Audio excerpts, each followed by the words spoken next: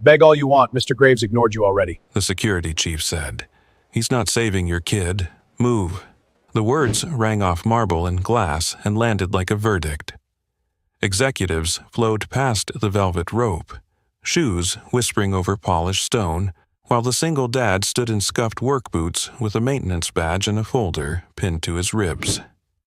Behind the desk, a brass plaque gleamed with the billionaire's name. By the way, where are you watching from? Tell me in the comments below. A harsher truth pulsed. A child's future was being decided in sealed paperwork, and nobody up here needed to raise their voice to erase a father. He didn't shout back. He exhaled once, slow, then opened the folder, flattened one page, and asked for a hearing date that wasn't on any public calendar. A corporate lawyer nearby paused, her smirk twitching like she'd heard a forbidden language. The lobby kept moving. The single dad's name was Caleb Rowan. He kept this tower breathing at night, filters, valves, boilers, while his daughter fought to keep breathing at all. Calm was the only thing he could afford, so he wore it like armor. "I'm not asking for money," he said. "I'm asking for access." "Access is for people who matter," the chief replied. "My daughter matters," Caleb said. And the steadiness in his voice made the words heavier. A screen on the wall looped Elliot Graves smiling beside a banner about protecting children. Caleb looked once, then away. "My hearing is in 48 hours, he said. The chief laughed. "Family court doesn't move that fast." "It does," Caleb answered. "Yeah, when someone files an emergency petition under seal and requests venue alignment with a private auditorium." The lawyer in slate gray stepped closer, badge reading Marianne Holt, counsel. She took in the uniform, the worn folder, and decided he was supposed to lose. "You're causing a disturbance," she said. "Mr. Graves is unavailable. Leave." Caleb swallowed the spike of panic. He pictured Lila's fingers squeezing his twice in the hospital bed, her eyes too big for her face, her voice thin from fighting air. He remembered the administrator's clipboard, the phrase custody review spoken like a billing code. He'd promised she wouldn't wake up alone in a strange house. That promise lived in his chest like a second heartbeat. "I'm trying to stop the state from removing my child," he said. "This is the only door left." Holt's expression stayed polished. "Removal isn't decided in corporate lobbies. It's being decided in your building," he said. "Sealed docket, emergency calendar, private venue." Her eyes sharpened despite herself. "Docket prefix?" "E," he said, "not F." A small pulse jumped at her jaw. The chief stepped in, annoyed. "You don't understand how this works." Caleb's hands trembled once, then steadied as he covered the corner of the annotated page with his thumb. "I understand systems," he said. "I fix what people pretend isn't broken." The chief reached for the folder. Caleb angled his shoulder, blocking the grab with smooth instinct. "Don't," he warned, soft but final. Holt's gaze dropped to the page he protected. A narrow footnote sat in the margin, handwriting neat and unmistakably confident. Her face drained a shade. "That citation," she murmured. Caleb watched the shift and felt something dangerous rise. Hope. She'd stopped seeing him as disposable. The elevators chimed. Elliot Graves stepped out with assistants and a bodyguard, suit tailored to look effortless, eyes skimming past people like furniture. The chief straightened. Holt rebuilt her mask too quickly. Graves' gaze flicked over the maintenance uniform, then the folder. "What is this?" he asked. Caleb stepped forward before anyone could stop him. His heart punched once, then settled. "Sir, please, my daughter's hearing." "No," Graves said, like deleting a file. "Not today." Executives slowed, sensing heat. Caleb lifted the folder an inch, not as a weapon, but as proof the record still existed. "Then, hear me in public," he said, "because your name is about to enter my case, and it won't leave." Graves paused, finally, turning back with a faint frown. Holt had gone very still, color fading from her cheeks. Near the revolving doors, a young clerk with a courthouse lanyard stopped walking, eyes narrowing as if he'd just found a thread worth pulling. Caleb felt the tower's vibration through his boots, the steady hum of machines hidden behind walls, the kind nobody notices until they fail. He'd lived his life where power never looked. Now his daughter's future hung on ink, and he was done being invisible. His phone vibrated in his pocket, clinic number again. He didn't answer yet. He watched the billionaire's entourage, watched Holt's pallor, then turned toward the service elevator. If they wouldn't open a door, he'd force a record today. The service elevator doors slid shut, sealing him into a humming metal throat that smelled of oil and ozone. He leaned back against the rail, breath measured, thumb pressed over the folded page as if it might vanish. Above, the lobby noise dulled, but the stakes sharpened with every floor. If they buried the docket, Layla would be moved before sunrise, and promises would become apologies. The elevator chimed at sublevel 3, and he stepped into the service corridor, boots echoing past cages of spare filters. A red exit sign flickered like a pulse. His phone vibrated again, then again, until he answered. The nurse spoke gently, words practiced but kind, explaining the oxygen numbers, the clock, the risk. He closed his eyes and pictured small fingers squeezing twice, the signal they'd made for bravery. "I'm on my way," he said, and meaning it in more ways than one. In the corridor, a young clerk hesitated near a rolling cart, eyes darting as if the walls listened. "You shouldn't be here," the clerk whispered, then swallowed. "Neither should sealed hearings in private buildings," he replied, not stopping. The clerk caught up, lowering his voice, saying the prefix mattered, that the calendar was hidden, that a name rerouted files. He listened, nodding once, storing it like torque values memorized under pressure. They reached a metal door marked Archive, and the clerk palmed it open. Inside, the air was cold and papery, lights buzzing over rows of cabinets. He slid the folder onto a table and revealed the page he'd guarded. The footnote referenced an emergency alignment rule, obscure, sharp, precise. The clerk's breath caught. That's not public," he said. "It is when the state shortcuts a child," he answered.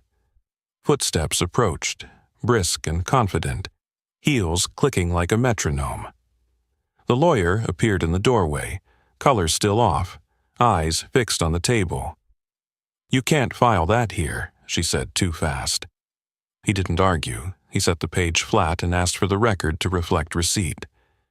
Her hands shook before she hid them. From the hallway, voices rose, the billionaires among them, smooth and irritated. Time narrowed. He thought of the machines he kept alive by noticing what others ignored. This was the same work, only louder. If you're still with me, subscribe and turn the bell on, because this record is about to change everything. The clerk swallowed and nodded, sliding a stamp across the table. The lawyer hesitated, then stepped aside. In the corridor, the elevator dinged again, closer this time. He took one last look at the page, folded it back into the folder, and squared his shoulders. Whatever came next would happen on the record, with witnesses. He stepped out as voices surged, ready.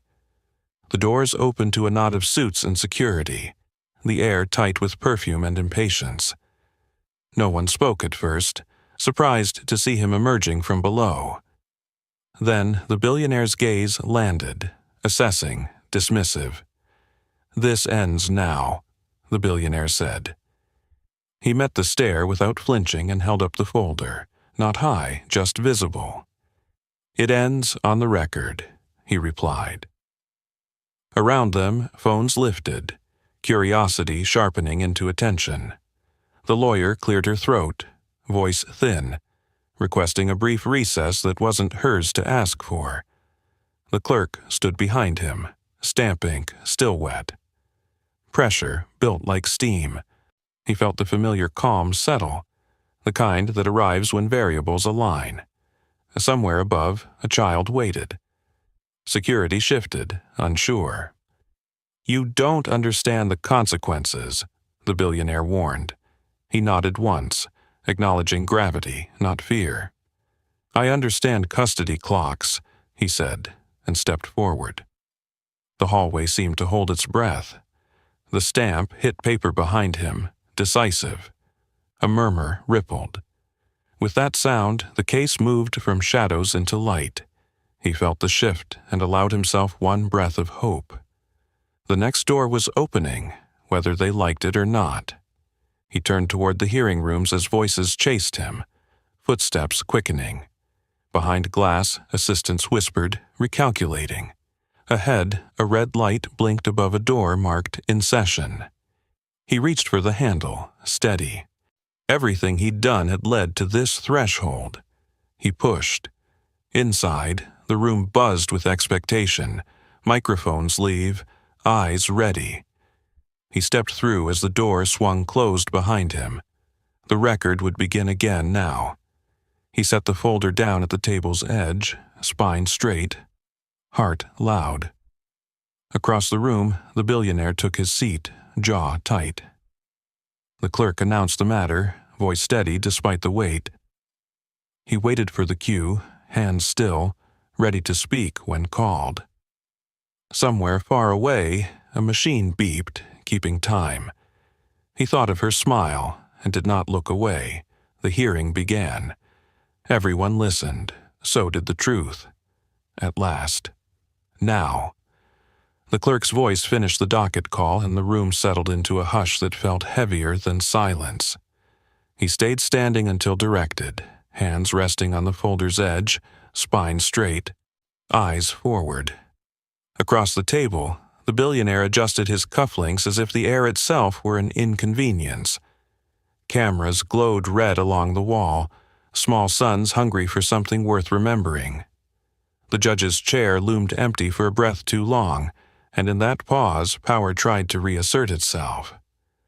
"Let's make this quick," the billionaire murmured to his counsel, not quite sotto voce. The words drifted anyway, landing where they were meant to. On him. He absorbed them without reaction, counting the faint buzz from the lights, the steady thrum of the building he knew better than anyone in the room. Systems spoke if you listened. The judge entered, robes swaying, gaze scanning faces, pausing a fraction too long on the maintenance uniform before smoothing. Procedure resumed. The state's attorney stood first, voice polished, presenting urgency as inevitability.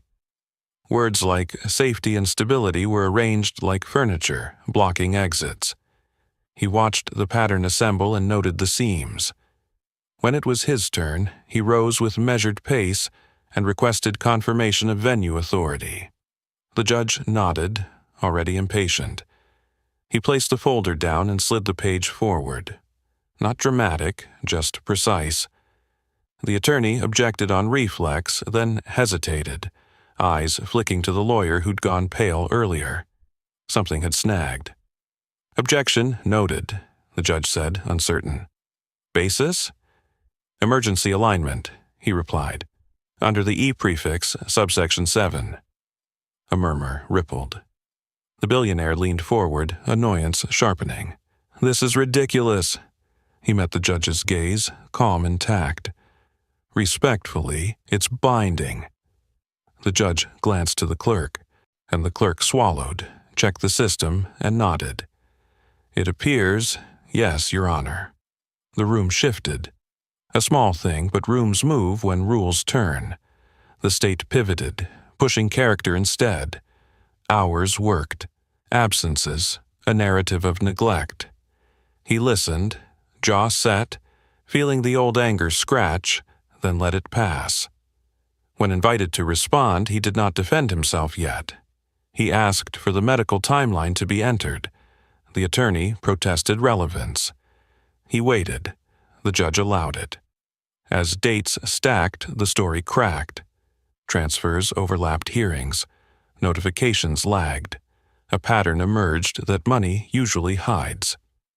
He watched the billionaire's counsel whisper urgently, watched the billionaire's smile thin.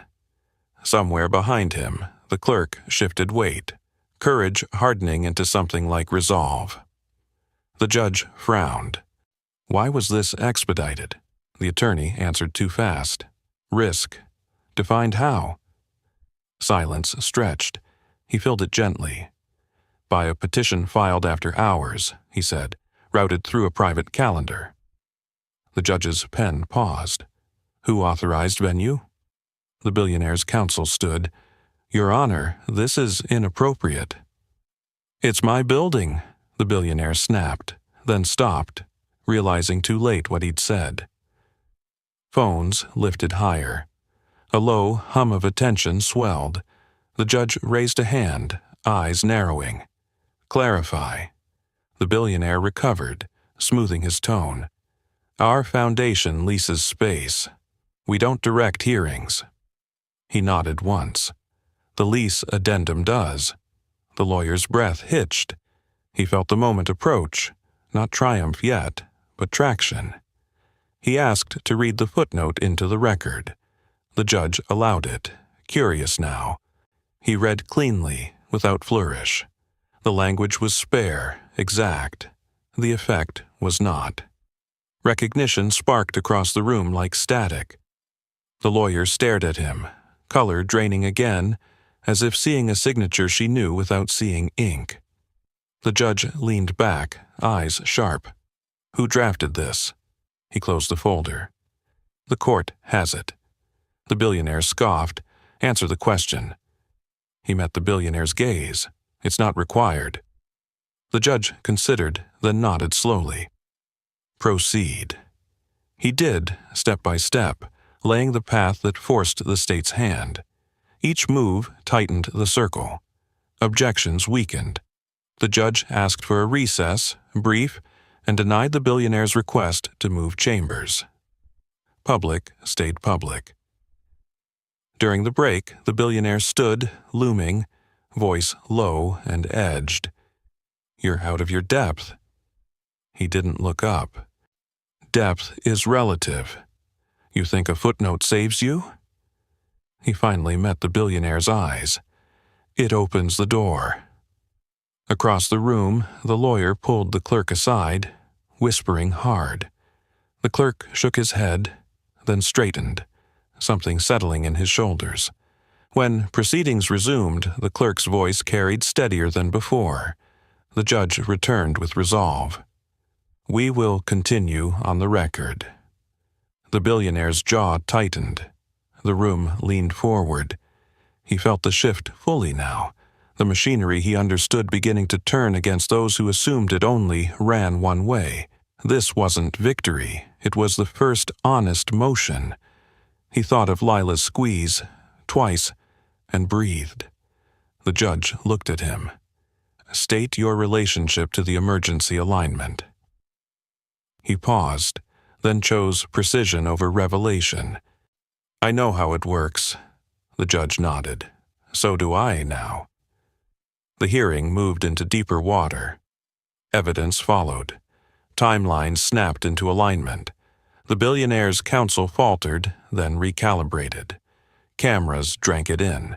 He stayed anchored, calm, unbroken, letting the system expose itself. When the judge called the next witness, the billionaire stiffened. The lawyer swallowed. The clerk's eyes flicked to him, a silent question. He gave a barely there nod. Keep going. The room had changed. It was listening now, not just watching. He felt it and held steady, knowing the next turn would demand more than patience. The door he'd opened would not close quietly. The judge called the witness, and the lawyer rose too quickly, chair scraping. She smoothed her jacket, breath uneven, then began with rehearsed confidence that cracked at the edges. Questions aimed to narrow scope, to drag the case back into familiar grooves where urgency justified shortcuts. He listened, head slightly tilted, catching the stress fractures in her phrasing. Systems betrayed themselves when rushed. When it was his turn to question, he stood without flourish. He asked about timestamps first, then routing protocols, then who had access after hours. Each answer added weight to the record, not by accusation, but by accumulation. The lawyer objected on habit. The judge overruled on relevance. The room leaned closer. He felt the building's pulse beneath his boots, the same vibration he used to diagnose failing pumps. Patterns mattered. He drew a clean line between dates and decisions, then paused, letting silence do the work. The lawyer filled it, explaining a waiver that hadn't been filed. And the clerk's fingers hovered over the keyboard, then typed. A line appeared on the screen that shouldn't have. A murmur rippled. The billionaire shifted, impatience sharpening into something like concern. He caught the glance and returned it, steady. This wasn't personal, not yet.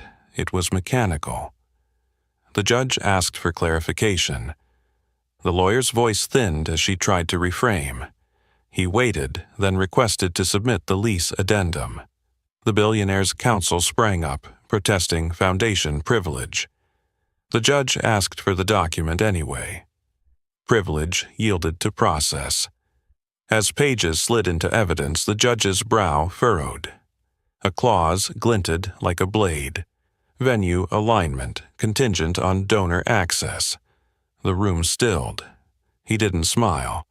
He felt the heat rise and kept his voice level. That clause created an expedited path unavailable to the public, he said, including parents without counsel. The judge nodded slowly. I see, the billionaire interjected, tone clipped. This is a misunderstanding. Then correct it, the judge replied. The lawyer tried to pivot, questioning his standing. He answered simply, grounding every response in the record. When she pressed his background, he deflected without lying. I know how filings move, he said. I know where pressure is applied. The clerk cleared his throat, then spoke, voice trembling but audible. He confirmed the routing anomaly and the after-hours authorization. The judge thanked him. Courage settled the room. A brief recess was called to review submissions. In the hallway, security hovered, unsure whom to follow. The billionaire approached, a voice low and controlled. You're embarrassing people who don't forget. He met the threat without flinch. I'm protecting my child. That won't matter if you burn bridges. He considered the words, then shook his head. Bridges that collapse under truth aren't bridges. The lawyer watched from a distance, eyes hollow. He felt no satisfaction, only focus. This wasn't about winning an argument. It was about time. Hours that decided where a child slept. Back inside, the judge returned with questions sharpened by scrutiny. The state was ordered to explain the acceleration. Explanations frayed. The judge requested a compliance report within the hour. Gasps flickered. Phones lifted higher. The billionaire's counsel whispered furiously. He felt momentum, fragile but real. He asked the court to stay removal pending review. The judge weighed, then granted a temporary hold. Relief surged and threatened to break his composure. He breathed through it, anchoring to the table's edge. The billionaire stood. This court is being misled. The judge met his stare. This court is correcting its course. A ripple of approval moved through the gallery, hushed but unmistakable. The clerk's shoulders eased. The lawyer sat, defeated by process she'd trusted to protect her. As the hearing adjourned for review, he gathered the folder, careful, respectful. He felt eyes on him now, not dismissive but curious. Power had noticed. That was dangerous, but it was also necessary. In the corridor, a reporter called out a question. He kept walking. The clerk caught up, whispering thanks, offering to flag any further anomalies. He nodded, grateful, and headed toward the clinic exit. Phone, already in hand. The nurse answered, voice brighter. Numbers were stable for now. He closed his eyes, letting the words wash over him. A stay wasn't a cure. It was a window. He turned back toward the hearing rooms as voices rose behind him, recalculating strategies, preparing counterattacks. The door ahead glowed with a red light, waiting. He squared his shoulders. The system had been nudged. Now it would push back. The corridor outside the hearing rooms felt tighter than before, as if the building had leaned in to listen. He paused at the threshold, fingers resting on the folder, the paper inside warm from his grip. The temporary hold echoed in his ears, not victory, just oxygen. He turned as the lawyer approached. Steps hesitant now, authority dulled by uncertainty. "Wait," she said, softer than before. He stopped. Her eyes flicked to the folder, then to his face. "That footnote," she began, then faltered. "Where did you learn it?" He considered the question, choosing restraint. "From the system," he said, "the parts nobody reads."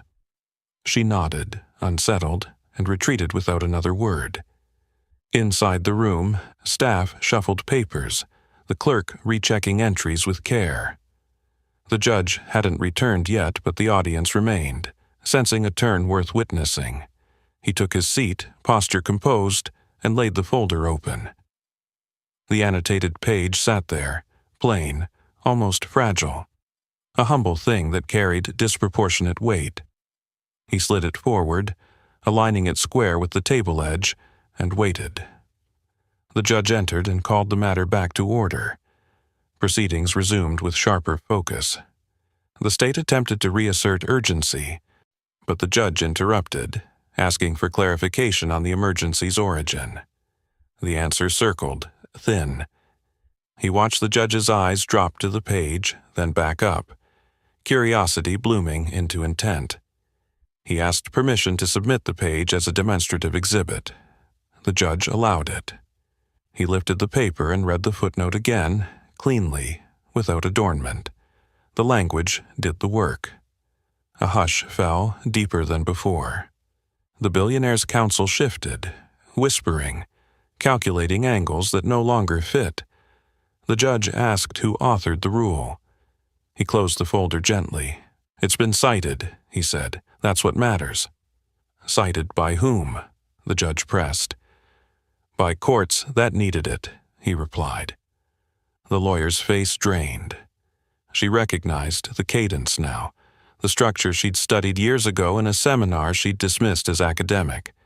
Her hands shook as she steadied her notes. Across the room, the billionaire's jaw tightened. He'd underestimated the paper, the man, the patience. A reporter's phone buzzed. Security glanced, uncertain. The judge warned the room, but allowed the record to continue. He felt the shift solidify. Public attention welded to process. This was the exposure he needed. He requested the compliance report immediately, citing the clause's activation. The judge agreed. The clerk typed, voice steady as he read the order aloud. The words echoed, official and irreversible. The billionaire stood, anger flashing. "This is theater," he snapped. "No," the judge replied, calm and firm. "This is correction." He felt the weight lift a fraction. Not relief yet, but recognition. The judge asked him to explain the page's significance to a lay audience. He did, carefully, translating complexity into fairness. He spoke of access, of clocks that moved faster for some than others, of children caught in margins. The room listened. If you want to see how this page changes everything, subscribe and turn the bell on, because the next move happens on the record, not behind closed doors. The judge nodded once, then addressed the state. "You will answer for the routing," she said. "Today." The lawyer swallowed and agreed. The billionaire's counsel whispered urgently. The gallery leaned forward. He sat back, hands still, eyes on the page. The humble object had done its work, not by force, but by fit. It belonged here now. He thought of Lila's squeeze twice and allowed himself a single breath of hope. The judge called the next step, ordering testimony from the foundation's administrator, and the billionaire stiffened. Cameras rose. The clerk announced the witness. He closed the folder and rested his palm on it, grounding himself. The discovery had happened. Now the consequences would unfold. As the administrator approached, pale and flustered, he knew the balance had shifted. Money could delay, threaten, posture. It couldn't erase a record once it breathed. He watched the room, felt the current turn, and stayed calm. The system, once nudged, was moving. The administrator took the stand with a stack of folders hugged to her chest, knuckles pale. She glanced once toward the billionaire, then fixed her eyes on the judge as if anchoring herself to procedure. He remained seated, still as a set screw tightened to spec, watching the small tells, the shallow breaths, the blink rate, and the way her answers would shorten when pressure rose. This was another system, human and brittle. The judge swore her in and began simply: name, role, responsibilities. The administrator's voice steadied on rehearsed ground. When the questions turned to after-hours access, the cadence faltered. He leaned forward, just enough to be attentive, not aggressive. The judge asked who authorized the venue alignment. A name surfaced, then another, then a pause where the truth hovered. The billionaire's counsel objected, citing relevance. The judge overruled, gaze fixed. "Answer." The administrator swallowed. The authorization came through the Foundation's compliance channel. "Whose channel?" the judge asked. She hesitated, then said the name everyone expected and no one wanted to hear. A murmur spread, sharp and electric. He felt the room tilt. Cameras adjusted. The clerk's fingers flew. The lawyer who'd dismissed him earlier stared at the table, face ashen. The billionaire shifted, anger contained but visible now, a hairline fracture in the glass. The judge asked for documentation. The administrator produced emails, timestamps glowing on the screen like coordinates. He followed along, mapping the sequence, noting the overlap with the child's hospital admission. The coincidence was too clean. He asked permission to question. The judge nodded. He stood and asked about the emergency criteria, then about deviations. Each answer dug deeper. When the administrator tried to justify speed, he asked why a public venue wasn't used. She glanced toward counsel, then answered that privacy was requested. "By whom?" he asked gently. Silence answered first, then the name again. Heavier this time. The judge leaned back, eyes narrowing. "This court does not move in shadows," she said. The administrator nodded, close to tears. The billionaire stood abruptly. "Enough," he said. "This is harassment." The judge's voice cut through. "Sit down." He did, jaw clenched. He returned to his seat, pulse steady. This wasn't satisfaction. It was gravity asserting itself. He thought of Lila's chart, the oxygen numbers, the quiet bravery. He kept his focus on the process. The judge ordered a brief recess to review the emails. In the hallway, whispers bloomed. A reporter tried to corner him. He sidestepped, eyes forward. The clerk caught up, voice low, confirming additional anomalies flagged by the system. He nodded, grateful. "Put it on the record," he said. Back inside, and the judge returned with resolve sharpened. "The court finds sufficient cause to expand review," she announced. Gasps rippled. The judge turned to him. "Your request to stay removal remains in effect pending full audit." Relief surged and he reined it in. He nodded once. "Thank you, Your Honor." The Billionaire's counsel requested a sidebar. The judge denied it. Public stayed public. Phones lifted again. He felt the victory strategy advancing. Not the end, but exposure solidifying into consequence. The judge addressed the room. "Influence does not supersede access," she said. "This court will not be a private hallway." Applause threatened, then stilled under the gavel. He sat, hands folded, listening as orders were issued, reports due, testimony scheduled, compliance officers named. Each directive tightened the net. He felt the system turning, no longer ignoring the labor corridor where he'd lived. The lawyer approached during a pause, voice low and shaken. "You wrote that," she said, not a question. He didn't answer. He didn't need to. The truth had found its place without a confession. The judge called for the next witness list. The Foundation's administrator stepped down, shoulders slumped. The billionaire stared at the table, calculating exits that no longer existed. He watched it all with a strange calm, like monitoring gauges during a controlled shutdown. When proceedings adjourned for the day, the judge set a time for continuation. Public notice was ordered. The words rang like a bell. He gathered the folder, careful as ever, and stood. Eyes followed him now, not dismissive, not mocking.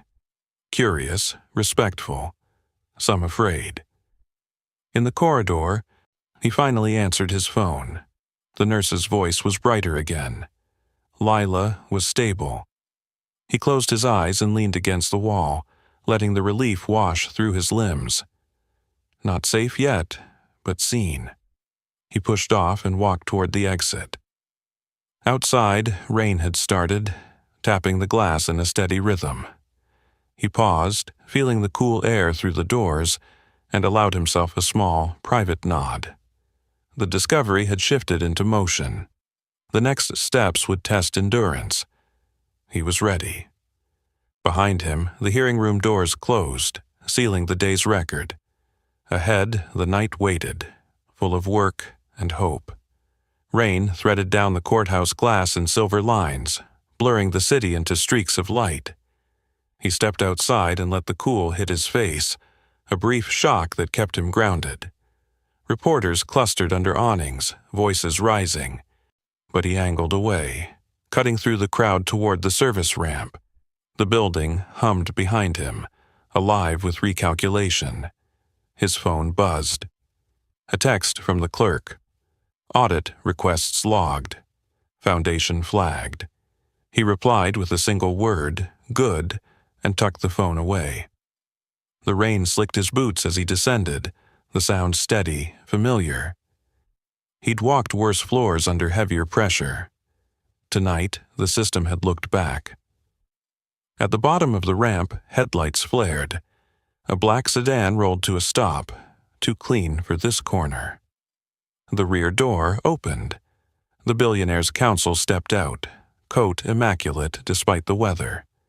She smiled without warmth. "We should talk." He kept moving. She matched his pace, heels clicking sharp. "This doesn't have to get ugly," she said. "Your child's situation can be handled quietly." He stopped. Rain dotted the folder, darkening the edges. Quiet is what put her at risk. She held up a hand. "Listen, there are ways to resolve this without witnesses?" he asked. Her smile thinned. From the sedan, the billionaire emerged, umbrella snapping open. His gaze cut through rain, pinning him. "You've made your point," the billionaire said. "Now stop." He felt the old urge to flinch and didn't. "The record isn't finished." "You want leverage?" the billionaire pressed. "Name it." He shook his head. "I want time and access for everyone." The billionaire laughed, short and sharp. "You don't get to rewrite the world." "No," he agreed, "just this file." Security hovered, unsure. The counsel leaned in, voice lowered. "We can make the audit go away." He met her eyes. "You can't unring a bell." The billionaire's patience snapped. "You think a footnote makes you untouchable?" He answered evenly. "I think the truth makes us accountable." Rain intensified, drumming harder. A small crowd had gathered despite the weather, phones up, curiosity sharpening. The billionaire noticed and adjusted, smoothing his tone. "We'll see you in court," he said, retreating into the sedan. The door shut with a muted thud. Tires whispered away. He exhaled and turned, heading toward the clinic. The night bus hissed to a stop, doors yawning open. He boarded, nodded to the driver, and took a seat by the window. City lights slid past, reflections stuttering across wet glass. His hands loosened around the folder at last. At the clinic, fluorescent light replaced rain. The nurse greeted him with a tired smile and led him to the room. Lila slept, chest rising with help, cheeks flushed but calm. He took her hand, felt the squeeze, twice. He leaned close and whispered promises he intended to keep. A doctor updated him in careful terms. Stable, for now, watchful hours ahead. He listened, asked precise questions, noted answers. Systems again. When the doctor left, he sat, counting breaths with her until the rhythm steadied his own. His phone vibrated. A message from an unknown number. "We know who you are." No signature. He didn't reply. He didn't need to. The room smelled of antiseptic and rain-soaked wool. He closed his eyes and let the noise recede. Hours passed, measured by beeps and footsteps. Near dawn, the clerk texted again. Public notice posted. Hearing tomorrow, full gallery. He smiled faintly. Exposure had teeth now. He stepped into the hallway for coffee and found the lawyer there, shoulders slumped, coat damp. She looked up, eyes rimmed red. "I didn't know," she said. "You knew enough," he replied, not unkind. She nodded. "What happens now?" "Now, the system keeps going," he said, "if we let it." Back in the room, Lila stirred. He took her hand again, warmth anchoring him. Outside, the rain eased, leaving the city rinsed and honest for a moment. He felt tired, but it was the good kind, the fatigue that follows forward motion. When the sun crept pale over the horizon, he stood and stretched, rolling tension from his shoulders. Today would bring resistance dressed as procedure, pressure dressed as courtesy. He'd seen it before. He gathered the folder, edges softened by rain and use, and set it beside her bed like a talisman. The next confrontation would be louder, brighter, and watched by more eyes. He welcomed it. Power had tried to corner him in the dark. He'd brought it into the light.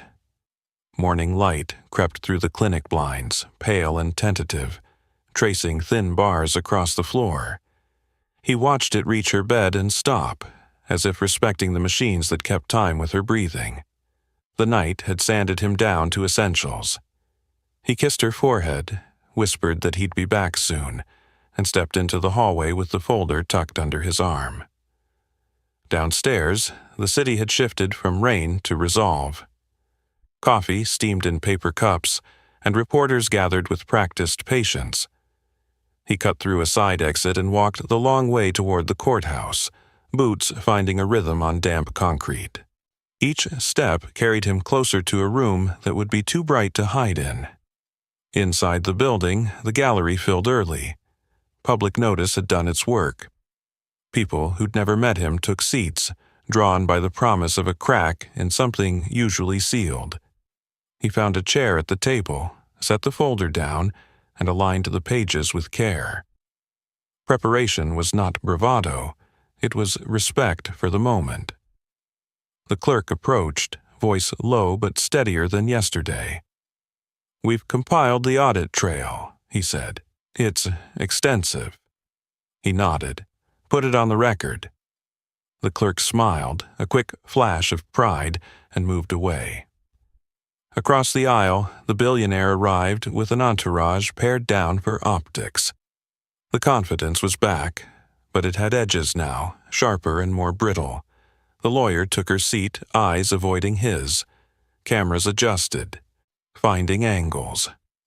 The judge's chair remained empty for a beat, letting anticipation stretch. If you're watching this unfold and want to see how preparation beats power, subscribe and turn the bell on, because what happens next only works in the open. The judge entered and called the room to order. Proceedings resumed with an inventory of findings, emails, authorizations, clauses that braided influence into access. Each item tightened the frame. The billionaire's counsel objected less. Objections rang hollow against documentation. He listened, marking where clarity would matter most. When his turn came, he didn't rush. He asked to walk the court through the timeline, step by step, translating jargon into consequence. He spoke of hours lost to rerouted files, of parents notified too late to respond, and of clocks that moved faster when money leaned on them. The room followed. This wasn't an attack, it was instruction. The judge asked about remedy. He proposed one that fit the harm: public venue, transparent scheduling, equal notice. Not punishment, correction. The judge nodded, considering. The billionaire shifted, displeased. The lawyer rose, voice careful. She acknowledged the irregularities and asked for leniency. He watched her choose words that might save a career without denying the truth. The judge listened, impassive. The billionaire stood, projecting calm. "We support reform," he said, "but this case should not be the vehicle." He met the judge's gaze. "It already is," he said, and waited. The judge asked him to explain why the case mattered beyond his family. He paused, then answered plainly. "Because the same shortcut that targeted my child exists for others," he said. "Today it's visible. Tomorrow it won't be unless we fix it." A murmur of agreement moved through the gallery. Phones lifted. The clerk typed, fingers confident now. The judge leaned back, weighing the room. She ruled. Expanded review ordered, compliance changes mandated, public calendar required for emergency cases. Applause threatened again and was stilled. The judge turned to him. "Your child remains with you pending medical clearance," she said. Relief surged, hot and bright. He nodded, swallowing it down. "Thank you." The billionaire's counsel requested a stay. The judge denied it. Cameras clicked. The billionaire's jaw tightened, mask slipping. He felt the exposure settle into consequence. Not the end, but momentum. After adjournment, the hallway buzzed. Reporters pressed closer now, questions tumbling.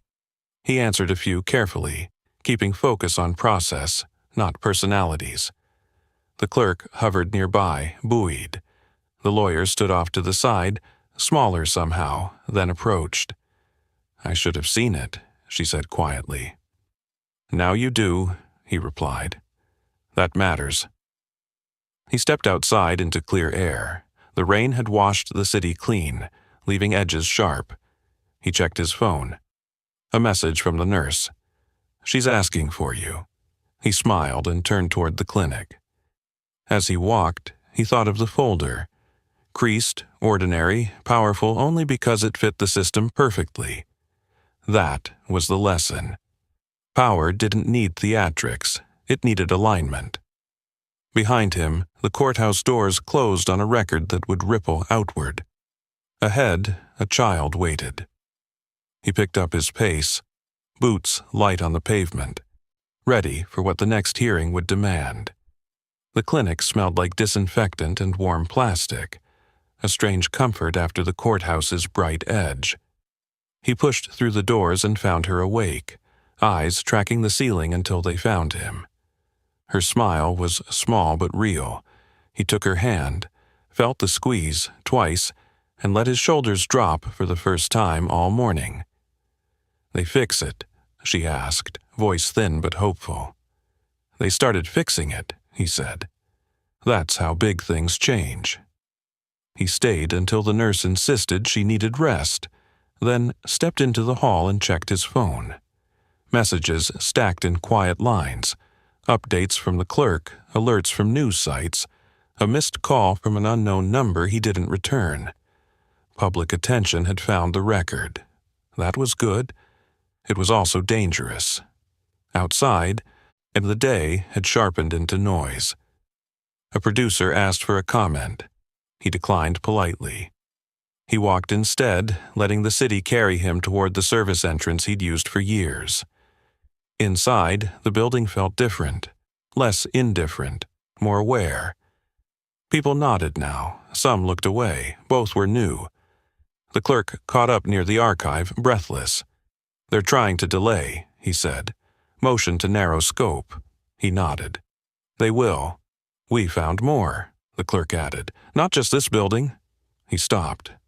"Put it together," he said. "Clean, timelines, names." The clerk swallowed, then nodded, resolve firming. "I can do that." In a quiet corner, the lawyer appeared, hesitant. She held a slim folder, edges bent. "I pulled old seminar notes," she said, "from years ago." He glanced at the cover and felt a small click inside him. "Thank you," he said. "I don't know if it helps," she added. "It helps the record," he replied. They worked without ceremony, pages aligned, dates matched. A pattern emerged that reached beyond one hearing, one child. He kept his focus narrow. What would matter tomorrow? What the judge could act on now? Preparation was mercy. It spared people from spectacle. By late afternoon, the Billionaire's counsel filed the motion. He read it once, then set it aside. The arguments were familiar: jurisdiction, burden, efficiency. He drafted a response that answered each point with the same calm precision he'd used before. No heat, just fit. The clerk returned with a printout, eyes bright. "It's bigger," he said, "but it's clean." He nodded. "We'll start where the light already is." As evening fell, the building emptied.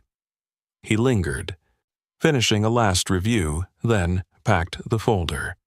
The lawyer hovered, hands twisting. "They'll come for you," she said, quietly. "They already did," he replied. "Quiet didn't work." Outside, dusk painted the street in bruised colors. He headed back to the clinic, mind cataloging the next steps. Delay would be their weapon. Visibility would be his shield. In the room, she slept again, face relaxed. He sat and listened to the machines, the steady beeps that counted survival in seconds. He thought of clocks and calendars, of how time could be bent by power and straightened by care. He thought of tomorrow's hearing and the narrow window that still mattered most. His phone buzzed. A message from the unknown number, clearer now. "Withdraw. We can make this easy." He typed one line and sent it. "Put it on the record." The phone went quiet.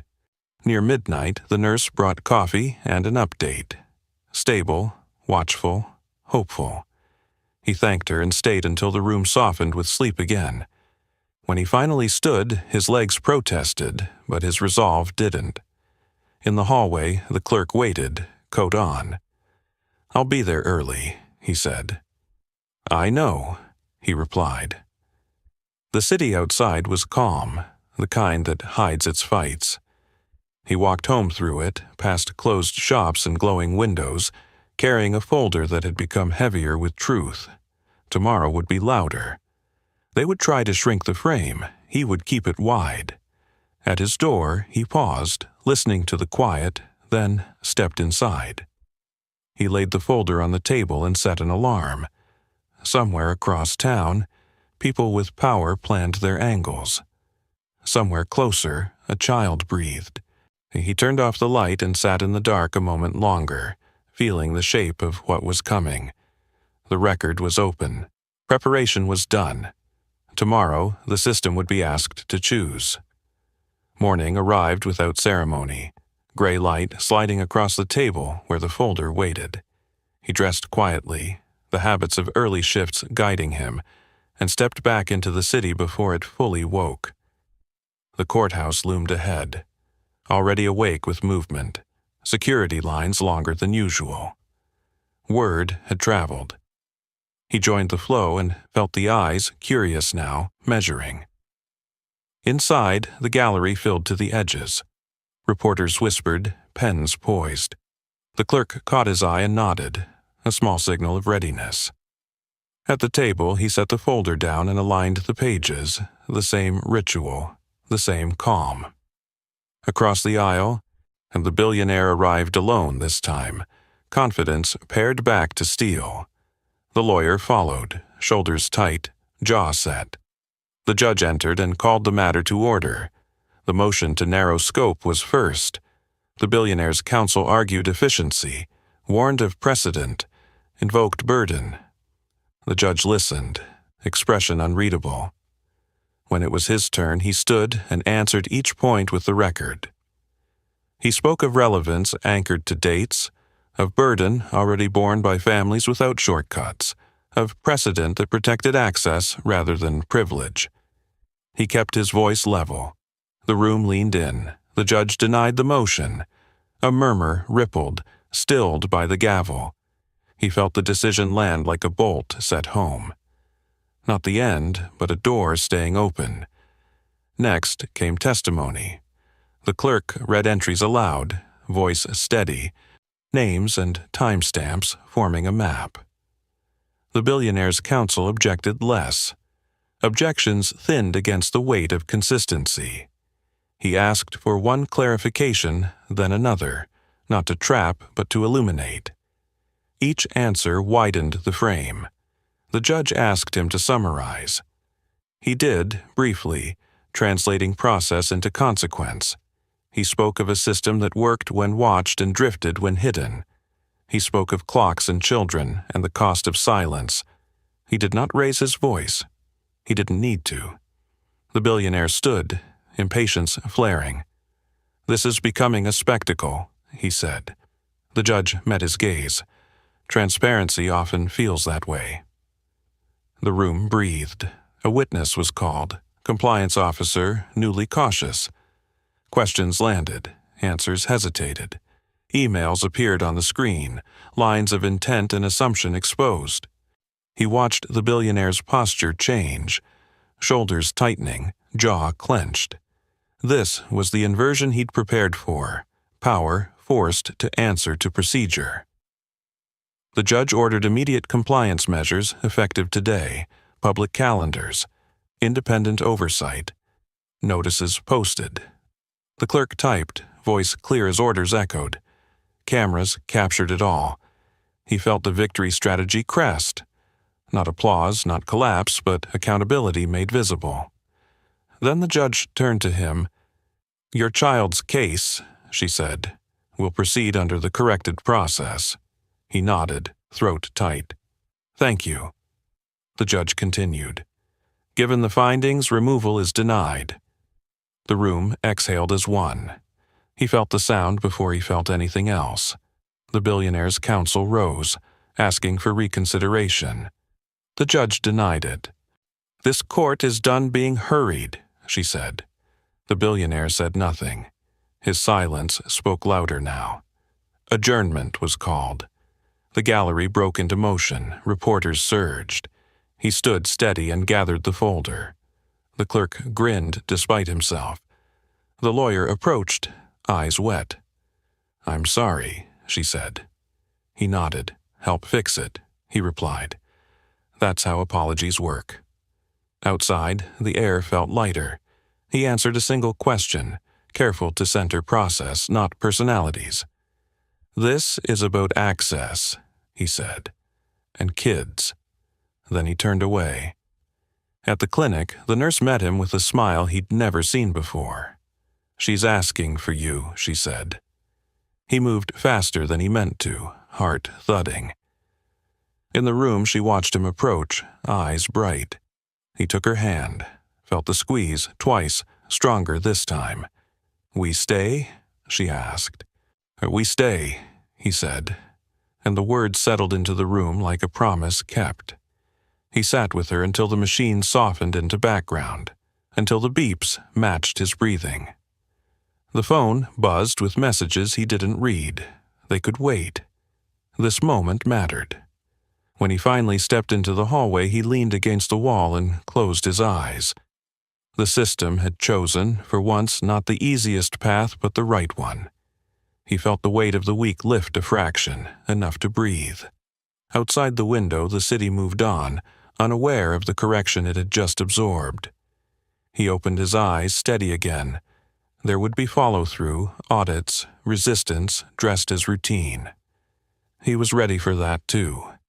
He returned to the room and sat, keeping watch. The record was set. The consequence had landed. Oh, and somewhere deep in the machinery he understood, a gear had turned the other way. The room had settled into a softer rhythm, the kind that followed decisions that couldn't be undone. He sat beside the bed, chair pulled close, one hand resting over hers, feeling warmth where fear had lived for too long. Outside the window, afternoon light slanted in clean lines, honest and unshowy. He stayed until her eyelids fluttered closed again, then rose quietly and stepped into the corridor. His phone buzzed immediately. The clerk's name lit the screen. "They're moving fast," the clerk said. Oversight board convened, media's circling, and he hesitated. They traced the clause back further. Years. He closed his eyes briefly. "Put it together," he said, carefully. "We are," the clerk replied. "They can't bury it now." At the far end of the hall, the lawyer waited, posture different, no polish left to hide behind. She held a manila envelope, thick. "I found the original correspondence," she said, "from before my time." He took it, weight settling into his palm. "Thank you." "I don't expect forgiveness," she added. "I expect follow-through," he said. She nodded, relieved to be given work instead of absolution. Back at the courthouse, the atmosphere had shifted again. Less spectacle, more reckoning. Committees met in glass rooms. Staff moved with purpose. The billionaire arrived without entourage, face set, eyes scanning for exits that didn't exist anymore. Cameras tracked him anyway. The judge reconvened briefly to address the spillover. Findings were summarized, next steps outlined, names were read into the record. Each one landed like a stone. He listened, still, letting the process speak for itself. When the judge asked if he had anything further, he shook his head. "The record is enough," he said. Outside, microphones crowded. He answered one question, then another, keeping his words narrow. "This isn't about taking anyone down," he said. "It's about fixing what hurts people who can't afford shortcuts." The soundbite traveled. He watched it leave him and didn't chase it. Across the plaza, the billionaire stopped, finally, and looked back. Their eyes met. For a moment, power and labor stood level, stripped of costumes.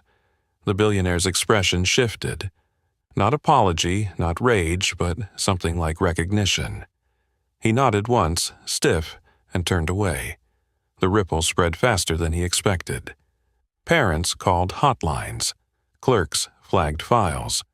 Judges asked questions. The machine, once nudged, began to correct itself. He felt it like a change in pressure. At the clinic, the nurse met him with good news delivered carefully, stable, improving. He sat again, counting breaths, listening to the machine soften. When she woke, she smiled and squeezed twice.